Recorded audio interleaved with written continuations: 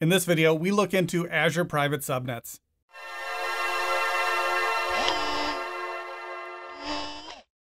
Hello everyone, I'm Travis and this is Xeraltos. In this video, we're going to review the new private subnet feature in Azure.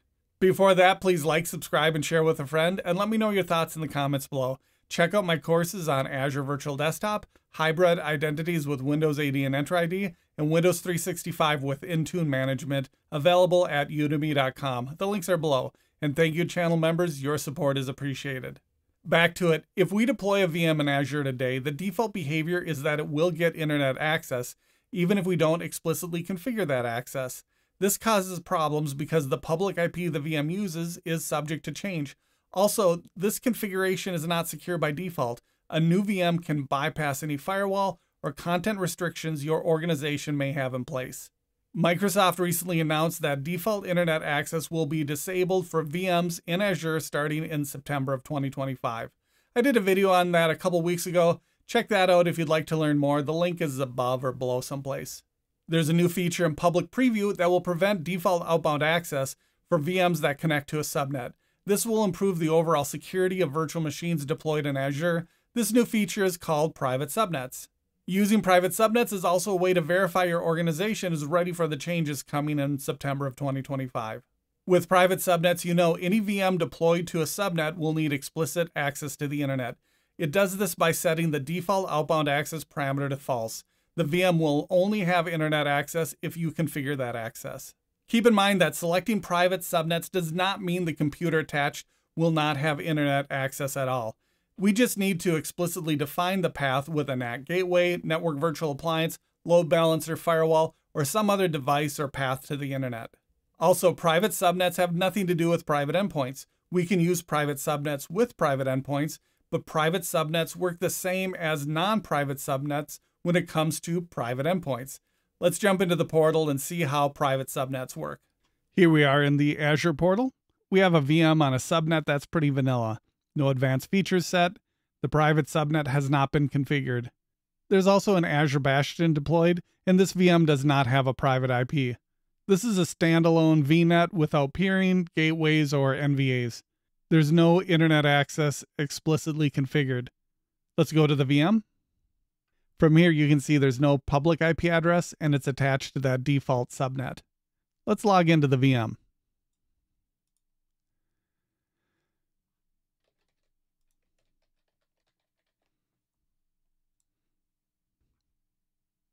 Once we're logged in, we'll open up a web browser. And if we go to IPChicken, it tells us what our public IP address is. The public IP address is managed by Microsoft and subject to change. This is using default outbound access. That bypasses content filters and firewalls that may be required by our organization. Let's log off. Let's create a new private subnet next. We'll go back to the VNet.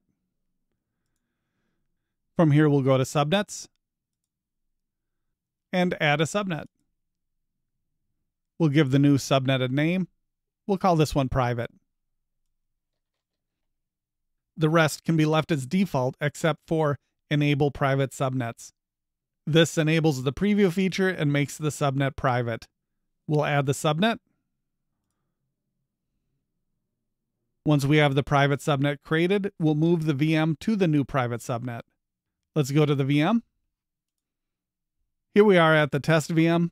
We'll go to networking and network settings. Let's open the network interface. And we'll switch the subnets to the new private subnet. Once that's changed, we'll apply. We'll give the VM a minute to apply the settings. Let's go back to the virtual machine. We'll go to Overview. From here, we can see the VM is on the private subnet with an updated IP address. Now let's log back in.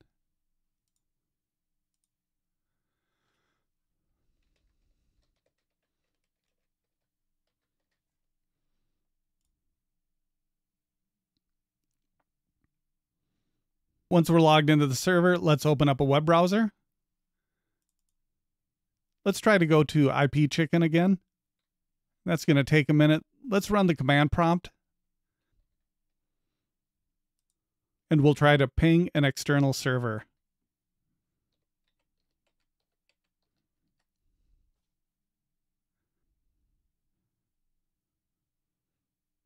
Our ping time's out, and loading the page failed. With a private subnet, we have to explicitly define the path to the internet.